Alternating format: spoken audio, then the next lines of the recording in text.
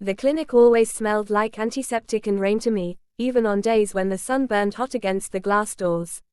That morning, the sky hung low and gray, the kind of weather that pressed down on your chest and made you breathe a little slower without knowing why.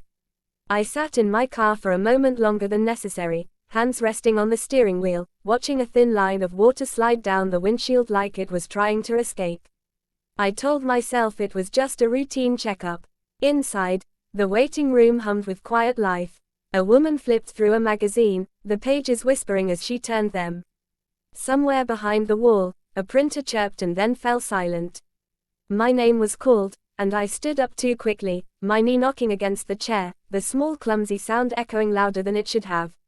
I followed the nurse down the hallway, my footsteps soft against the polished floor, my thoughts louder than any noise around me. Dr. Carter had been my doctor for years. Calm, observant, the kind of man who looked at you like he was always listening, even when you weren't speaking.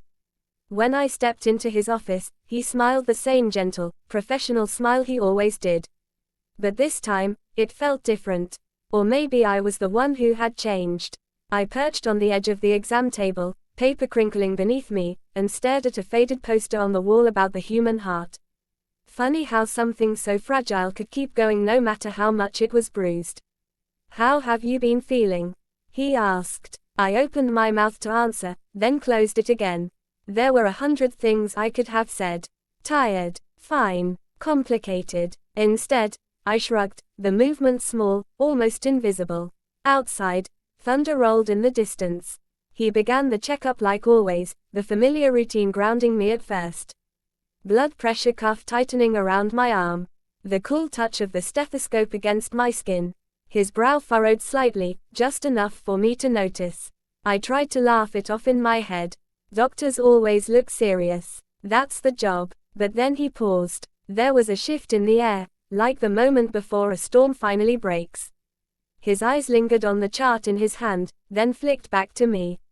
For the first time, I saw something there I'd never seen before: surprise. Maybe even concern. "You didn't mention this on your intake form," he said quietly. My stomach dropped. I followed his gaze, trying to see what he saw, trying to understand what I'd missed about myself. My heart began to pound, each beat loud in my ears, drowning out the hum of the lights above us. A strange thought crossed my mind, uninvited and unwelcome: some truths don't want to stay hidden forever.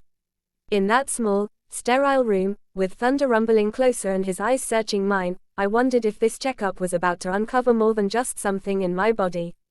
What, exactly, was he about to discover? The rain had stopped by the time I drove home, but the world still looked like it was holding its breath. The streets glistened under the weak afternoon sun, reflecting the houses and trees in soft, broken mirrors. When I pulled into my driveway, the silence felt heavier than it should have. Normally, I'd hear the faint sound of the TV through the open window or the scrape of my brother's chair in the kitchen. That day, there was nothing. Just the low whisper of wind through the leaves. I unlocked the door and stepped inside, calling out a greeting that echoed back at me, unanswered. The house smelled like lemon cleaner and old books, a familiar mix that usually wrapped around me like a blanket. I kicked off my shoes, set my keys down in their bowl, and leaned against the wall for a moment, letting the day catch up to me. Dr. Carter's face kept flashing in my mind, that flicker of concern, that pause. I told myself to let it go. Routine checkup, routine life, everything in its place, except it didn't feel that way. I wandered into the kitchen and noticed the coffee pot still full, untouched. My brother never left it like that. He treated caffeine like oxygen. I frowned, poured myself a cup, and stared out the window at the backyard. The old oak tree swayed gently, its branches scratching against the side of the house with a soft, rhythmic sound. It reminded me of a heartbeat. That's when my phone buzzed on the counter. A message from a name I hadn't seen pop up in months. Ethan. We'd grown up 2 houses apart, sharing bikes, secrets, and summers that felt endless. Somewhere along the way, life pulled us in different directions. College, jobs, relationships we didn't talk about. But he had a way of reappearing when I least expected it, like a ghost that refused to stay in the past. The message was simple: "Hey, are you home?" My fingers hovered over the screen. 100 memories rushed in at once. The last time we'd really talked, we'd both said things we didn't mean. Or maybe we meant 'em too much. I typed back before I could overthink it. Yeah, just got in. A few minutes later, I heard the doorbell. He stood on my porch, hands shoved into the pockets of his jacket, rain still clinging to his dark hair. For a second, we just stared at each other, both of us waiting for the other to say something first. He looked the same and different all at once, broader shoulders, a tiredness in his eyes I didn't remember. "Hey," he said. "Hey," I echoed, stepping aside to let him in. We fell into an easy, awkward rhythm, moving around each other in the living room like we were relearning old steps. He sat on the edge of the couch. I leaned against the bookshelf. The air between us felt charged, like it was full of things we weren't saying. "I heard you had a checkup today," he said, glancing at the floor. My heart skipped. "How did you?" "My mom ran into your brother at the store." "Small town," he shrugged. "You okay?" The question was simple, but it landed heavy. I thought about Dr. Carter's pause. The thunder. The look in his eyes. I thought about all the things I hadn't said out loud in years. "I think so," I replied. He said there might be something. "They're running more tests." Ethan's jaw tightened. "You should have told me." I wanted to ask him why he cared. The truth was, I already knew the answer, and it scared me more than any medical result ever could. We talked about safe things after that. Work. His new apartment in the city. The neighbor who kept stealing my mail by accident. The words filled the room, but the real conversation stayed just out of reach, hovering between us like a shadow. At some point, the lights flickered. "Storm's not done with us yet," Ethan said, glancing at the window. Thunder rolled again, closer this time. The power went out with a soft pop, plunging the room into a dim, gray half-light. For a moment, neither of us moved. The silence pressed in, broken only by the rain starting up again, tapping against the roof like impatient fingers. I lit a candle from the drawer, the small flame casting long, dancing shadows across the walls. Ethan's face looked different in the flickering light, softer, more familiar. More dangerous. "Remember when we used to hide out during storms?" he said. "In your treehouse." I smiled despite myself. "We thought we were invincible." "Maybe we still are," he said, but his voice lacked conviction. The candle crackled softly. My chest felt tight, like I was standing on the edge of something I couldn't see the bottom of. "There's something I never told you," Ethan said suddenly. The room seemed to lean in.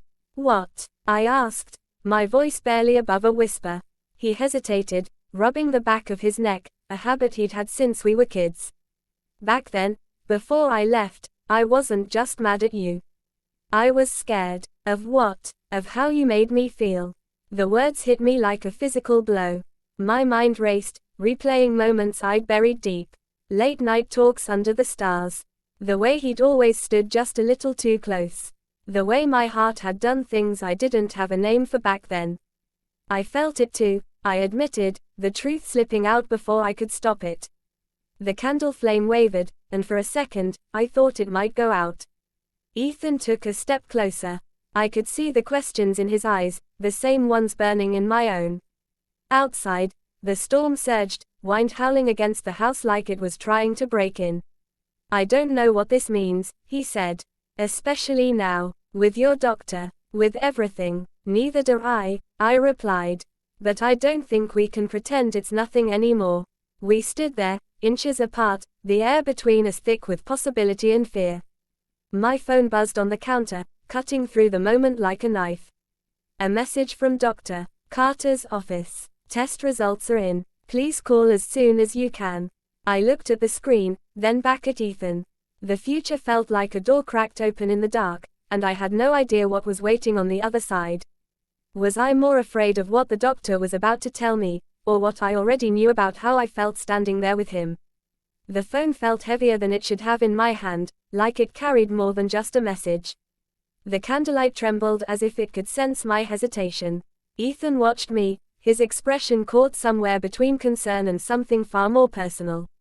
"Are you going to call?" he asked softly. I swallowed. "Not yet." The words surprised even me. Part of me wanted answers, certainty, something solid to hold onto.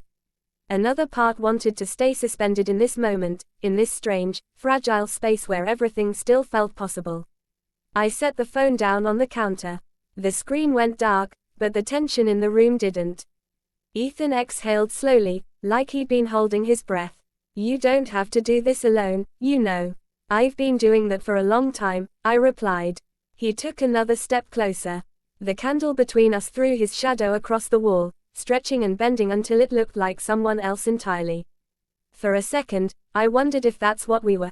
Two versions of ourselves standing in the same room, the ones we showed the world and the ones we kept hidden. I left because I thought it would make things simpler, he said. For both of us. Did it? I asked. He shook his head. No, it just made me miss you. Quote. The words settled into my chest, heavy and warm at the same time. I wanted to reach out, to close the space between us, but my body refused to move. Fear anchored my feet to the floor. What if this is a mistake? I whispered. What if we're just clinging to the past because we don't know what else to hold on to? Ethan's gaze didn't waver. What if it's not the past? What if it's something we never let ourselves have? Thunder cracked outside, sharp and loud, making me flinch. The candle flickered wildly, the flame nearly snuffing itself out before steadying again. The storm felt like it had followed us indoors, crashing around in my head. He reached out then, slow enough that I could have stopped him if I wanted to. His fingers brushed against mine, barely a touch, more question than statement. My skin tingled where he'd made contact, like my body recognized something my mind was still trying to deny. I pulled my hand back. I can't, I said, the words coming out harsher than I meant.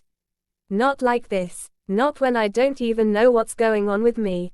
With my health. With my life. Ethan's face fell, just a little. Enough for me to see the hurt flash across it before he masked it. Guilt washed over me, thick and bitter. I'm sorry, I added quickly. Everything feels like it's about to fall apart. He nodded. Yeah, it does. We stood in silence, the rain drumming harder against the roof, the candle burning lower between us. The air felt charged, like a wire pulled too tight. The sound of a car pulling into the driveway cut through the moment. My stomach dropped. That's my brother. Ethan's eyes widened. He doesn't know, does he? I shook my head. About us. There is no us to know about. But even as I said it, the words rang hollow. The front door opened, and my brother's voice echoed down the hallway. Hello, power's out. In here, I called back, forcing my voice to sound normal. He stepped into the living room, pausing when he saw Ethan. Oh, hey, man, didn't know you were coming by. Yeah, Ethan said, stepping back, putting distance between us. I was just checking in. My brother glanced between us, his eyes lingering for a second too long, like he was trying to read something written in invisible ink. Everything okay? Yeah, I said too quickly. Just waiting on some test results. His expression softened. You should have told me. The same words Ethan had said earlier. The same weight behind them. I didn't want to worry you, I replied. The candle sputtered, the flame shrinking to a glowing ember before finally going out. The room fell into darkness, lit only by the faint glow of streetlights through the window. In the dim, I felt more than saw Ethan move closer again, like he was being pulled by something stronger than either of us. Listen, my brother said, breaking the silence. I'm going to run back out and grab my phone charger from the car. I'll be right back. The door closed behind him, leaving us alone once more. Ethan laughed softly, a nervous sound. Your family has a way of showing up at the worst possible times. Or the best, I said. Depends on how you look at it. He studied me in the low light, his face half in shadow. You're scared of the doctor? I asked. Of me, he corrected gently. I didn't answer, because the truth was, I was scared of both. Scared of what might be wrong with my body. Scared of what had always been right with my heart and I'd never allowed myself to admit. I don't want to lose you again, I said quietly. Ethan stepped closer until I could feel the warmth of him, could smell the faint trace of rain and soap on his jacket. You never lost me, he said. You just stopped looking. My chest tightened. The world outside felt far away, reduced to the sound of rain and the soft, uneven rhythm of my own breathing. My phone buzzed again on the counter, the screen lighting up the room for a brief second. Dr. Carter's name. The choice hung between us, heavy and unavoidable. Answers or avoidance. Truths about my body or truths about my heart. Ethan looked at the phone, then back at me. Whatever it is, he said, I'm here. You don't have to face it alone. I reached for the phone, my fingers trembling. Before I could unlock it, the front door opened again. My brother stepped inside, the light from his car washing over us for just a moment. In that flash, I realized how close Ethan and I were standing. How easy it would be for anyone to see what we'd been trying so hard to hide. I froze, caught between two worlds, two truths, two futures. The phone vibrated in my hand, insistent, demanding to be answered. And in that suspended second, with my brother watching and Ethan's promise hanging in the air, I had to decide which revelation I was ready for first. The morning light crept into my room like it wasn't sure it was welcome. Thin stripes of gold slipped through the blinds and painted the wall in quiet lines that shifted every time a cloud passed overhead. I lay there, staring at the ceiling, listening to the house wake up around me. The soft clink of a spoon in a mug from the kitchen. The distant hum of a car passing outside. Ordinary sounds that felt louder than they should have, like the world was trying to remind me that everything was still normal. I didn't feel normal. Today was supposed to be simple. A routine appointment. A box to check off on a long list of things adults do to pretend they have control over their lives. I told myself that as I swung my legs over the side of the bed and felt the cold floor under my feet. I told myself that as I pulled on a sweater and ran a hand through my hair, catching my reflection in the mirror and looking away too quickly. Downstairs, my brother was already at the table, scrolling through his phone. You're up early, he said without looking up. Couldn't sleep, I replied. He nodded, like that explained everything. Outside, the sky was a soft, unsettled gray, the kind that promised rain but didn't commit to it. I stepped onto the porch and breathed in the cool air, letting it fill my lungs. For a moment, I imagined leaving. Just walking down the street and not stopping. Letting the day unfold without me. My phone buzzed in my pocket. A name I hadn't seen in weeks lit up the screen. Ethan. My thumb hovered over the notification. We hadn't talked since the last argument, the kind that leaves too many things unsaid because saying them feels more dangerous than staying quiet. I could still hear his voice in my head, tight with frustration, softer with something else he never named.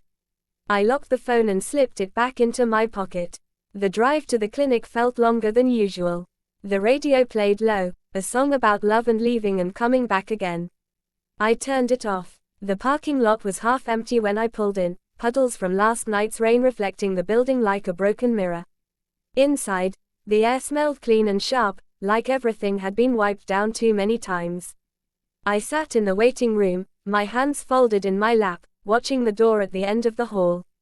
People went in. People came out. Life moved forward in small, quiet steps. My name hadn't been called yet, but my heart was already racing. I thought about Ethan, about the message I didn't open, about the way he used to look at me when we were younger, like he saw something in me I was too afraid to see myself. A strange sound echoed down the hallway, someone laughing, someone coughing, a door closing too hard. It made me jump. I leaned back in my chair and stared at the ceiling, tracing the cracks in the paint like they might spell out answers if I followed them long enough. What was I really afraid of today? What the doctor might find, or what I already knew was waiting for me the moment I stepped back outside. Morning came too quietly. The rain had washed the world clean overnight, leaving the sky pale and uncertain, like it hadn't decided what it wanted to be yet. I lay awake in my bed, staring at the ceiling, listening to the soft movements of the house. My brother in the kitchen, cabinets opening and closing. The hum of the kettle.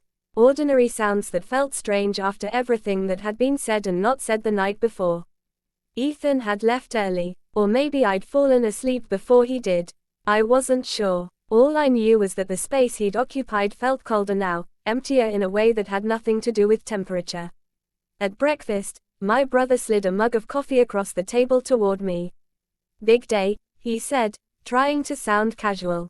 Yeah, I replied, wrapping my hands around the mug even though it was still too hot. He studied me for a moment, his eyes searching. You nervous? I hesitated, then nodded. A little. He smiled, the kind that was meant to be reassuring but only made the knot in my chest tighten. You'll be fine. The walk to the clinic felt longer than it ever had before. Every step echoed with questions I didn't know how to ask, answers I wasn't sure I wanted to hear. When I reached the front doors, I stopped, my reflection staring back at me in the glass. I barely recognized the person looking back, same face, same eyes, but something else behind them now. Something awake. My phone buzzed in my pocket. Ethan. I didn't answer right away. I watched people move in and out of the building, living their lives, carrying their own invisible storms. Finally, I stepped aside and read the message. Whatever happens today, don't shut me out. Please. I typed, erased, typed again. The words felt too small for what I wanted to say. I'm here, I finally sent. I just don't know what, here, looks like yet. A moment passed. Then my phone buzzed again. Maybe we figure it out together. I slipped the phone back into my pocket and took a deep breath. The automatic doors opened with a soft whoosh, like the world inviting me forward whether I was ready or not. Inside, the familiar smell of antiseptic and quiet filled my senses. I checked in at the desk, took a seat, and waited. My name was called, and I stood, my legs unsteady but moving anyway. As I followed the nurse down the hallway, my mind kept drifting, not to the charts or the tests or the doctor's office waiting at the end, but to Ethan. To the way his voice had softened when he said he didn't want to disappear again.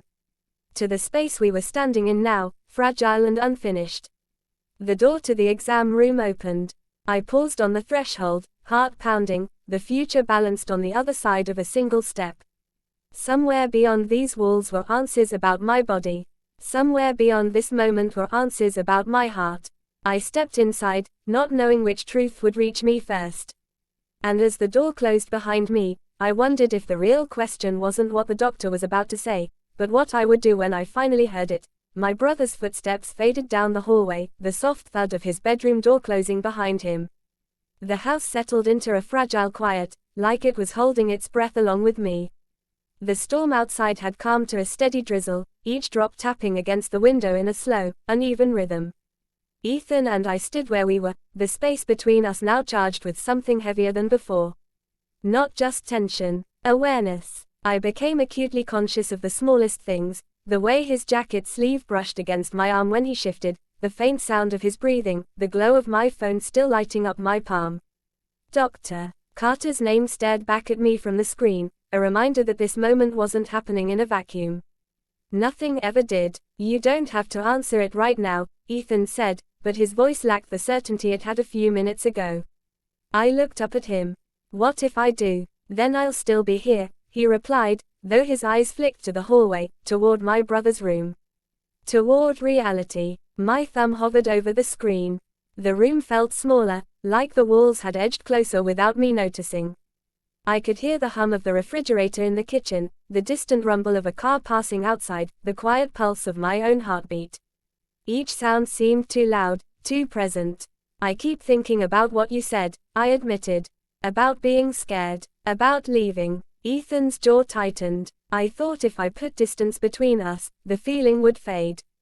It didn't. It just learned how to wait. The honesty in his voice made my chest ache. I took a step back, needing air, space, something to keep from tipping over the edge of whatever this was becoming. We can't do this, I said, though the words felt like a lie even as they left my mouth.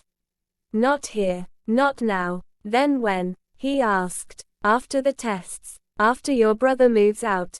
After we find another excuse. I didn't have an answer. I didn't even know what the question really was. I finally unlocked my phone, my hands steadying as the call connected. The line rang once, twice. Ethan turned away, giving me the smallest sliver of privacy, though I could still feel him there, like a presence at my back. Hello, a voice said. Hi. I replied, my throat dry. This is me. I'm calling about my results. There was a pause. Papers rustling. A soft sigh on the other end. The kind of sound that meant something important was about to be said, but not yet. "We'd like you to come in tomorrow," the voice continued. "There are a few things we want to go over in person." Tomorrow. Not now. Not tonight. Just another stretch of waiting, of wondering. Is it serious?"